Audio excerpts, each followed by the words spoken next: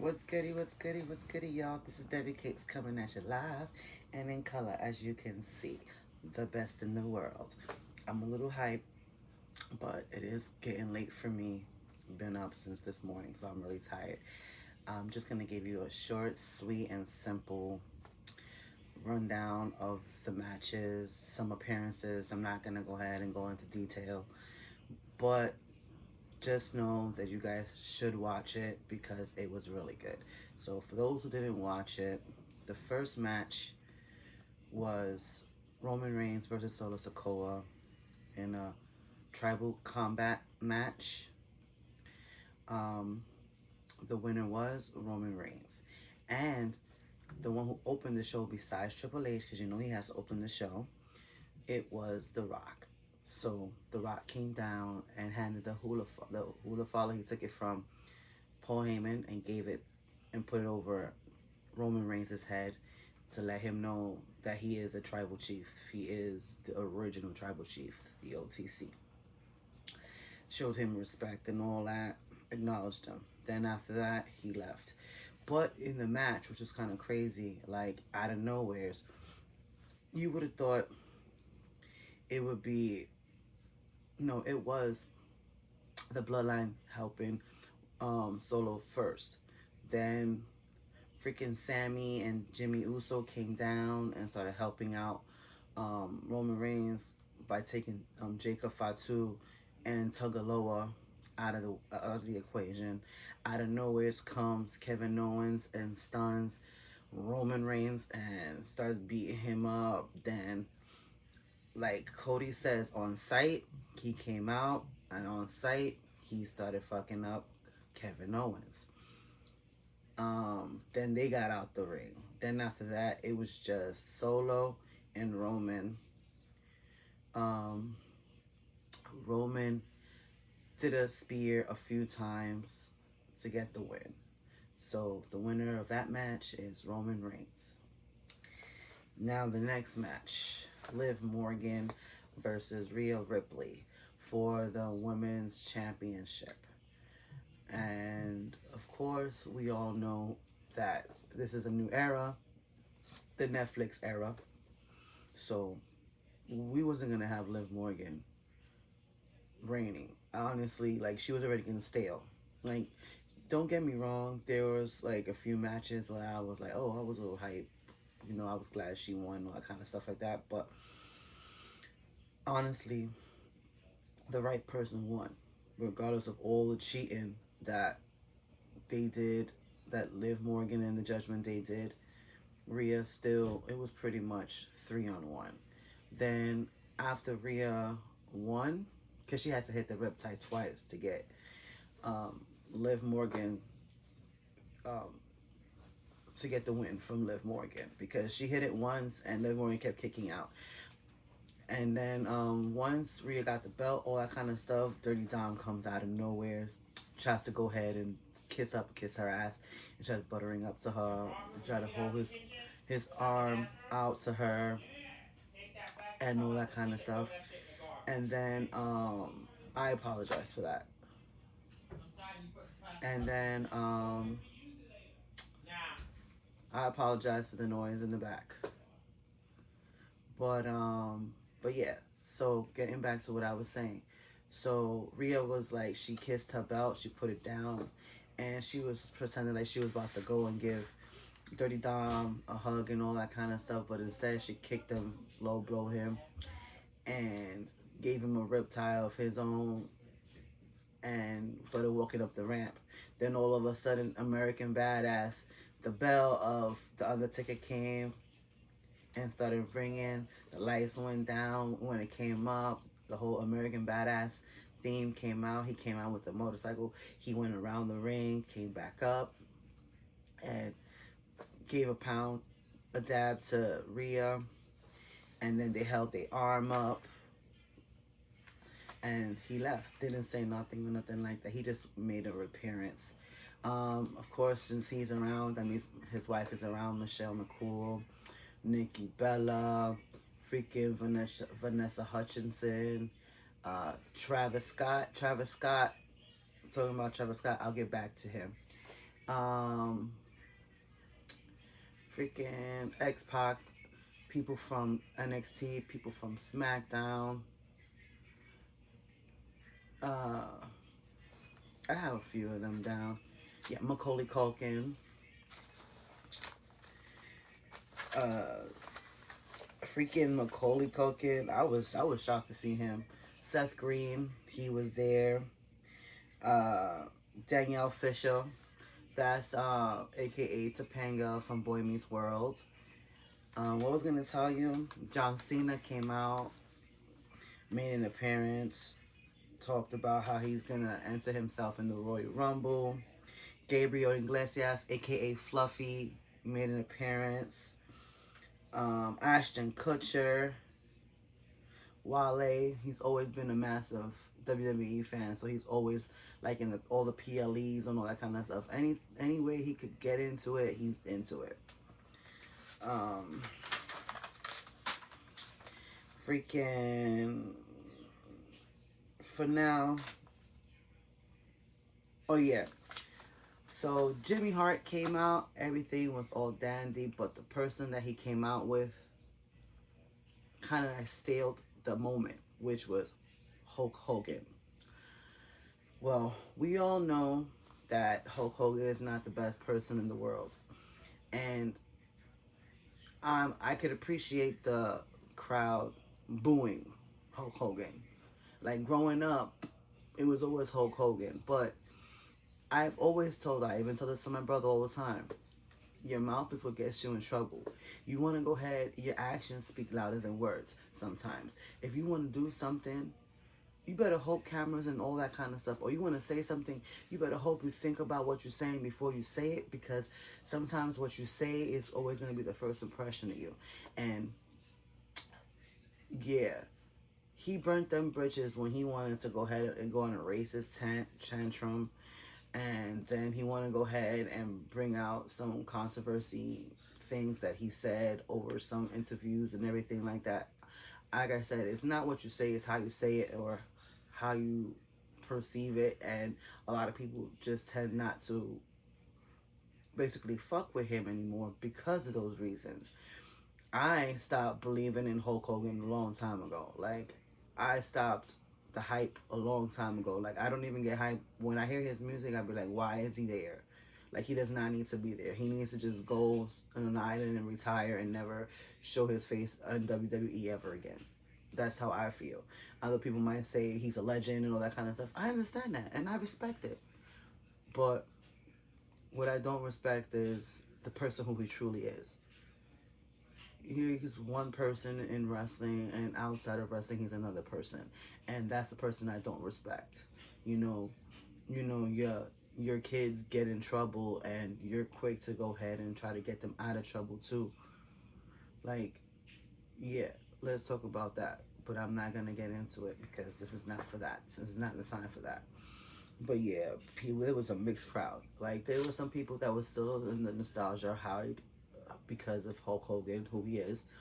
But there's other people that are realistic and know exactly who he really is. So they basically booed him out. He barely can get a word in. And if he did, you barely can understand him because there was so much booze on top of that. And then, of course, if Triple H is there, and Stephanie's going to be there, so she made an appearance also. I'm pretty sure that I missed a few. Oh, O'Shea Jackson, which is Ice Cube's son. Cocaine Bear, the movie. They were promoting Den of Thieves, part 2.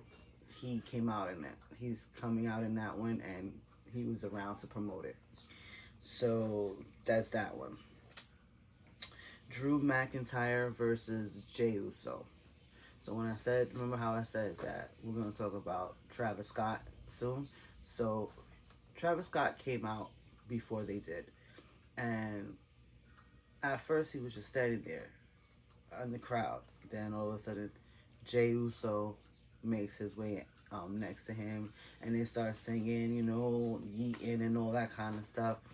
While they're going down the aisle, my nigga Travis Scott goes with a whole joint literally lit, smoking a L down the ramp in the stadium. Like, you gotta have massive money to allow that shit. Like, you gotta give him a lot of money to allow that. And then you doing that on a show that a lot of kids watch. Like, honestly, sometimes there's a time and a place for that. And I believe it wholeheartedly. Like, me, everybody knows who knows me, I'm a smoker. But would I smoke in front of my nephews, in front of my son, in front of um any kid? No. Believe me, and you gotta be 21 and older for me to remotely be like, oh, let me roll in front of you and smoke in front of you and all that kind of stuff. Come on, I'm too old for that. That's one. And two, it's out of respect. Like, it's already bad enough in this world. You're gonna go ahead and see all these things out there. These kids nowadays, they see all this out there. So when they come home, they gotta see it too. Come on now. That's the reason why there's a time and place for everything. You know your kids are in the house, go to the hallway.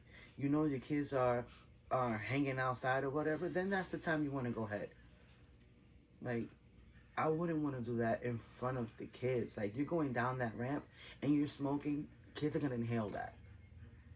I'm not saying that. I'm pretty sure that some parents, because I've seen it, some parents do smoke around their kids. I can't do it. And I don't feel comfortable even going around kids. Like, I literally have to take a garbage bag and cover myself of what I'm doing just so that way it won't be in front of the kids. Like, I can't see myself do something like that. Like, they're gonna see it out there, that's fine. But these kids nowadays, especially the kids that's around me, look up to me. I'm not gonna go ahead and have them see me do some shit like that. You know, I don't care what you do. I don't care how much money you have. I'm gonna call you out on it. Like, show some respect to the kids that's around. Show some respect to the stadium in general. Like, they don't allow this for guests to do this. So why would you, because you're a celebrity and because you make money, do it? Time and place. Outside. Where there's air and it doesn't circulate. Or where there's less chance of you having a smoke in front of a child. Alright? But anyways, going back to the match. Drew versus Jey Uso. The match, Jey started off hitting Drew before the bell even rang. So by the time the bell rang, you already know that Drew already had the upper hand because Jey was already tired. Like, the match dragged a little bit. I'm not going to hold you on that. Like, if you really look at the match and really see, like, Drew was doing more of the work than Jey. And, you know, Drew tried to hit a few claymores and Jey super kicked him. Then Jey tried to go on the top rope and Drew McIntyre got the knees up. They were basically going back and forth. It was an okay match.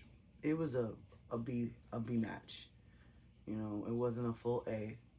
It was a B match. And unless you're basically almost or close to the level of each other, that match is always going to be that way. Why? Because honestly, I don't think they're compatible as wrestlers. I don't think they make a chemistry with each other. Like, it's so out of sort between them two. You know, like, Drew versus Sheamus, perfect match. Or Gunther, perfect match. Now, Jey Uso versus Braun Breaker, or, you know, or even his brother, they're around the same chemistry. So they look like they're compatible with each other to wrestle with each other. And it won't drag because they both have the same speed or close to it. They have the same they have almost the same stamina, and it doesn't look awkward. Like, if you really take it and really dissect that match, it really dragged a little bit. You know, people would say, oh, this was a great match, or this and that. It was a good match. Was it great? No, it wasn't. And I don't sugarcoat anything. And I've told you guys this plenty of times. But now, going back to the main event now, which is the best in the world, CM Punk versus Seth freaking Rollins. So, we already know what to expect with this match.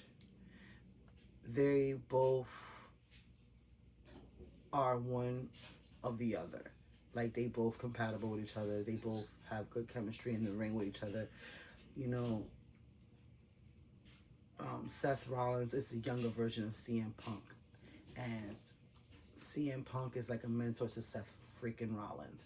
And I think that Seth holds a grudge against CM Punk because CM Punk left the company when Seth really had his foot in, had his placement in. So it was a lot different. And I'm pretty sure Seth at the beginning wanted those little dream matches with CM Punk, but he couldn't get them because CM Punk left the company. Try to break down the company by going to another one. I understand his little grudge against him because he wasn't fully committed or fully loyal to WWE. But you got to also look at the perspective of CM Punk. If you're not getting treated with the respect, or if you're not getting treated with the loyalty, your fans are going to always be loyal to you, regardless of what brand you go to. Because when he was in one brand, the brand that we don't mention, they still loved him as if he was still in WWE. And when he made the pop to come back, they embraced him like he never left because he had that impact on people. And Seth doesn't like the fact that CM Punk is this way and has his knit loyal fans, regardless if he left and came back. He didn't appreciate this attention that CM Punk was getting since he'd been back. It's just like I guess he feels like he's losing more and more of his fan base because CM Punk is back. That's not true. Seth, you're your own person. If you want something done, do it yourself. Since you want to go ahead and hate on him, I understand you wanted this match. Look what happened. You wanted to go ahead and prove yourself. So you wanted to go ahead and hit his moves, GTS. And then you expect him not to hit your move, for real though. But it backfired on you because he hit his move twice and you ended up losing. Like, you gotta be humble. Humble yourself. Like, CM Punk didn't come back for you, but you wanted to go ahead and make yourself relevant in his life because you have a grudge against him, because you can't let it go. And this is what happens. He shut you up by winning. Honestly, you brought it on yourself.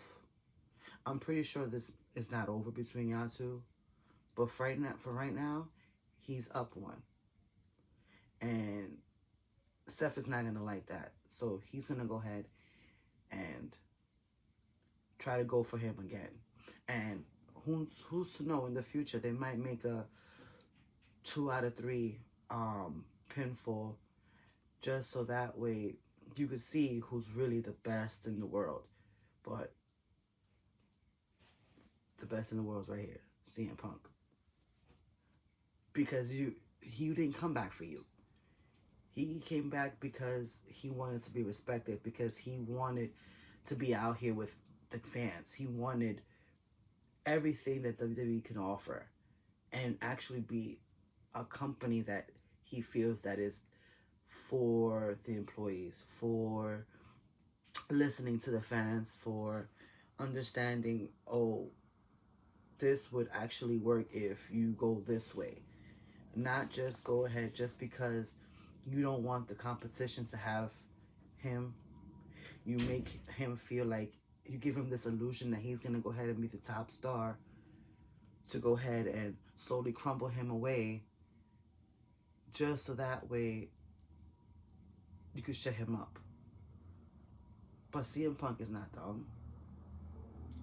He did what's best for him, what's best for his family.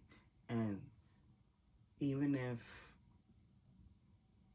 coming back to a company which he shitted on because of the way he was being treated, but I think it's because the old management. Now that Triple H took over, and this era is phenomenal compared to the way Vince McMahon had it. I think this era of the way Triple H thinks and see things, because he was a wrestler, he knew how all the wrestlers was going through and how they felt and everything like that. And then he was on that side, so he knows exactly how can I go ahead and make it better than when I was there, because I don't want them having to experience all the things I experienced. I want them to expand. I want this brand to expand. I want them to see that we can go ahead and go into the new era and make the best decisions for everybody. And that's what CM Punk respected, because Triple H came and they talked. They both humbled themselves and listened to what they both had to say and came to an agreement. And it worked because he's back. Had it been the other owner, that would have never happened, and we would have never seen CM Punk back in WWE. Because, yeah, he would go for the money, but he don't think about respecting his employees. Hence the reasons why we have Triple H now. And hence the reasons why even Stephanie is respected, because she is also for the employees, for the guests, for the fans. She listens as well.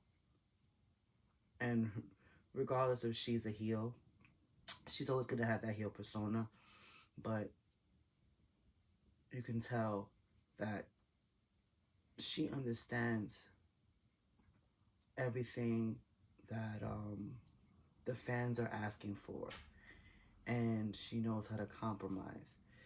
Then comes Triple H, them two working together to make the business grow. It's so much better now in this era. Even though I do miss my Attitude Era, that's always going to be my Attitude Era. That's always going to be my era, because I grew up with that.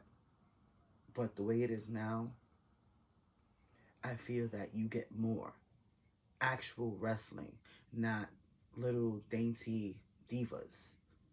Like, you get wrestlers, and they all get treated equally. They don't get discriminated on their gender, and they don't get sidelined for 2 or 3 minute matches because of their gender. And I respect it a lot now than it was before. Before, I was young, so we didn't really pay attention to these things. But now that we're older, we can see these things and we understand it. So, in closing, this last match was actually one of the best.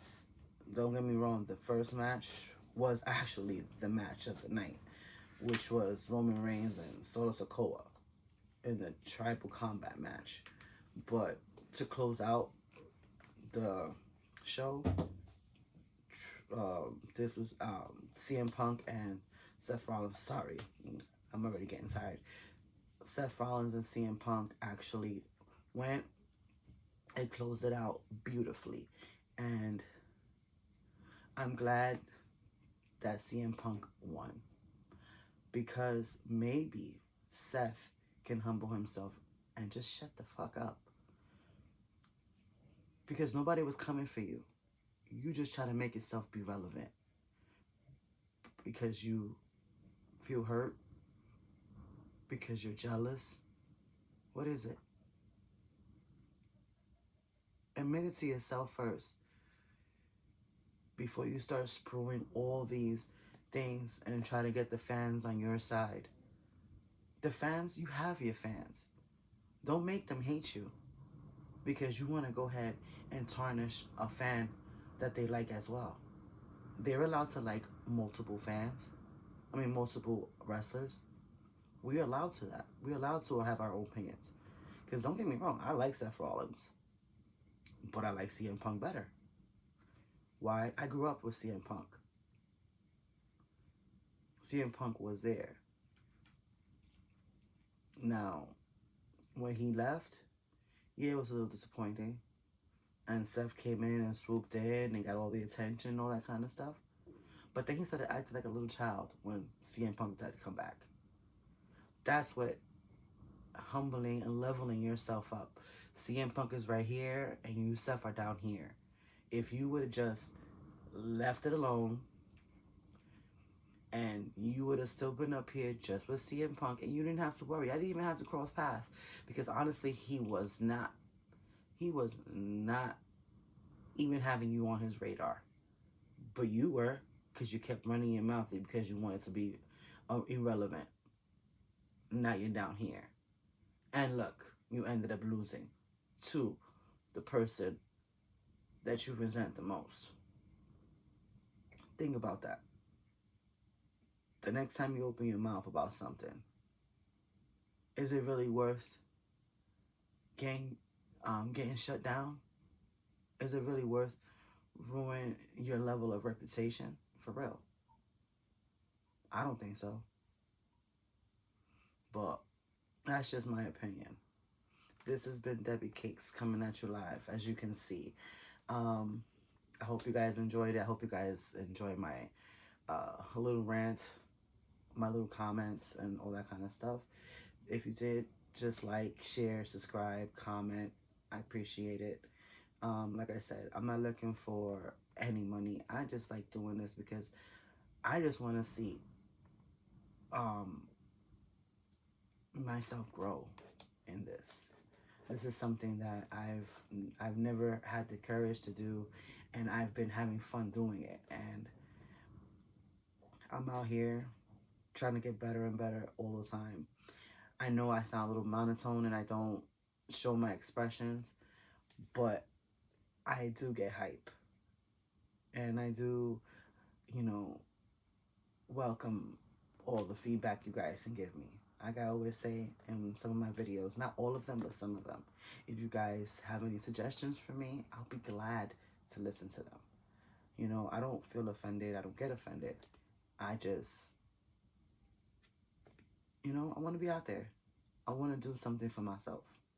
I want to know that I can do something that I'm really setting my mind to doing. And this is what I want to do. Like on my free time, if I'm not working, I want to go ahead and share my opinions with you guys. And I want you guys, giving me feedback. Or even if you agree or disagree, I will never go ahead and slam anybody for disagreeing with me. Because like I said, it's opinions of how I feel, not how you guys feel. But I respect you guys. So I'm going to sign off and leave you guys to that thought. Like, share, subscribe. Take care, guys. Have a great night.